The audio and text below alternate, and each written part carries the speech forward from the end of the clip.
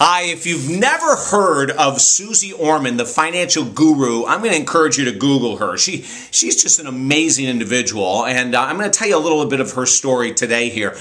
Hi, I'm David Essel, and for 24 plus years I've been working in the world of personal growth, finances, spirituality, health, fitness, relationships, God, you name it, baby. TalkDavid.com is the website, and I get really excited sharing these stories, as you can probably tell, about people I've interviewed that are making a difference in this world, and Suze Orman is one of those people. I had a chance to interview her multiple times, and I remember the very first interview.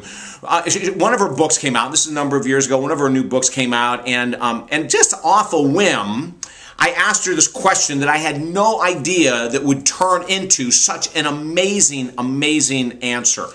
And we were talking about money and how, people needed to look at money a little different way, and she was throwing in looking at it as a relationship and looking at it from a spiritual perspective, which I loved. I thought was so cool.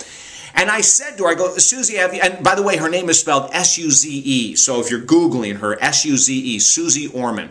And I said, Suze, have you ever faced any type of financial challenge that was connected with a personal challenge or connected with a spiritual challenge? And there was this pause, and then I knew we were in for a great story. And she overcame some amazing odds financially, which I want to tell you, because a lot of times when we look at these people, many of you that I've shared interviews here with, Deepak Chopra and Wayne Dyer and Meatloaf, the singer Meatloaf, the actress Jenna Elfman. I mean, there's so many people I've interviewed that I've talked about here on YouTube. And go ahead, you can search through my over 100 videos now and find them. They're really, really awesome stories. But Suze's story was one of those ones where you go, oh my Lord. Like, just because someone has made it, they're on radio or TV or they're very famous with their books or whatever, doesn't mean that they haven't faced great obstacles. Just like the story with Mark Victor Hansen, Chicken Soup for the Soul, that I shared. And Suze's the same way. She overcame huge obstacles, and you'll read about this in her books, but probably one of the biggest ones was when she had an assistant, a personal assistant years ago, and she had given this person access to all of her money, and she was a financial assistant at that time, and so Suze had given all this access to this person that she trusted with her heart, her soul, basically her life, and found out over a period of time that this woman had embezzled all of her money.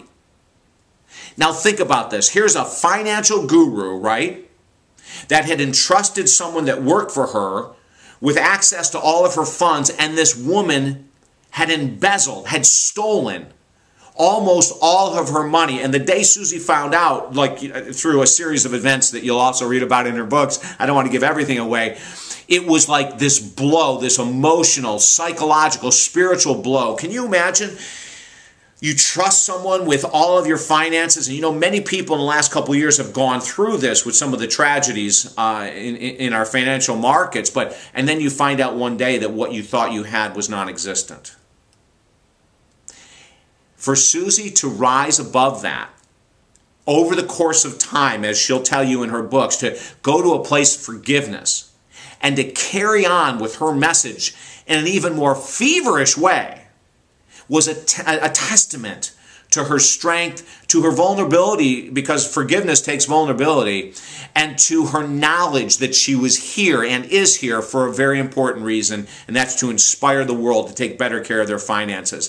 If you want more information on Suze Orman, go ahead and Google her. And I want you to take some message out of here about persistence and forgiveness. Forgiveness is huge to people that have wronged us. Because if Suze had not forgiven this person, do you know that she would have carried that anchor with her? And my guess is she wouldn't have hit the fame, the recognition, the notoriety that she hit today.